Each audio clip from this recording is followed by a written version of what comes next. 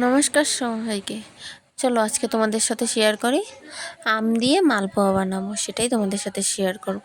দেখো, প্রথমে আমটাকে কেটে নিলাম, কেটে টুকরো টুকরো করে নিলাম। টুকরো টুকরো করার পরে আমটাকে ভালো মতো পেস্ট করে নিলাম। একদম পেস্ট করার পর আমটাকে একটা বাটিতে নিয়ে নিলাম। নেওয়ার পর আমাদের কি কি লাগবে মালপোয়াটা বানানোর জন্য সেটাই দেখাবো। প্রথমে সুজিটা নিয়ে নিলাম। সুজিটাকে আমরা 10 মিনিটের মতো ভিজিয়ে রাখবো। তো ভিজিয়ে রেখে তারপর নিয়ে নিলাম গুড়। দেখো, তোমরাও তোমাদের পরিমাণ মতোই দিবে। এখানে আমরা যতটুকু খেতে ভালোবাসি ততটুকুই আমরা আমাদের পরিমাণ মতোই দিয়েছি। সাথে নিয়ে নিলাম ময়দা। দেখো,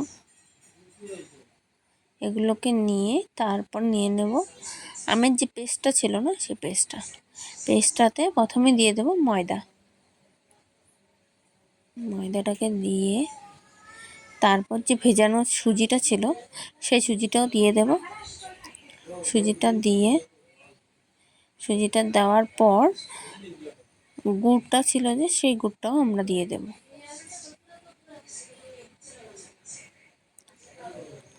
গুড়টাকে দিয়ে আমরা ভালো মতন মিক্সড করে নেব, যাতে কোনো রকমভাবে কিছু না থাকে। মানে মালপোয়া একদম সফট, মালপোয়ার যেরকম ডো হয় না সেইভাবে আমরা ব্যাটারটা করে নেব। ভালো মতন মিক্স করে নেব। করার পর কিছু সময় হাফ অ্যান আওয়ারের জন্য আমরা রেস্টে রেখে দেবো। রেস্টে রাখার পর তারপর দেখো, হাফ অ্যান আওয়ার পর আমরা কড়াইয়ে তেল দিয়ে নেব। তেলটাকে ভালো মতন গরম করে নেব।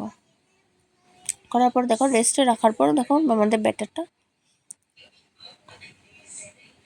ব্যাটারটাকে আবার একটু নিয়ে তোমাদেরকে দেখিয়ে দিলাম। দেখো, আমাদের তেলটা পুরোপুরি ভালোভাবে গরম হয়ে গেছে। গরম হওয়ার পর দেখো আমরা কীভাবে মালপোয়াগুলোকে দিয়ে দিলাম। সুন্দরভাবে ফুলে উঠবে, এত সুন্দরভাবে ফুলে উঠবে যে কি বলবো। খেতে এতই টেস্টি হয়েছিল, তোমরাও ট্রাই করে দেখতে পারো। ট্রাই করে যদি তোমাদের ভালো লাগে তা আমাদেরকে জানাবে।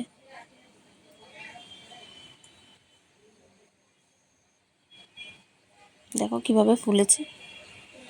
দেখতে যতটা সুন্দর ছিল না, খেতে ততটাই টেস্টি ছিল। কি বলবো, তোমাদেরকে বলে বোঝাতে পারবো না। ভীষণ ভীষণ টেস্টি ছিল।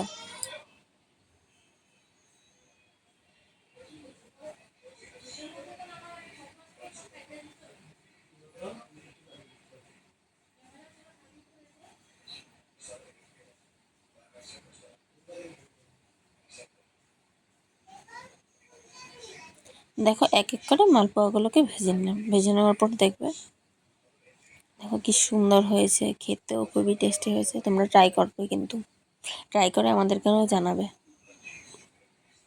Thank you.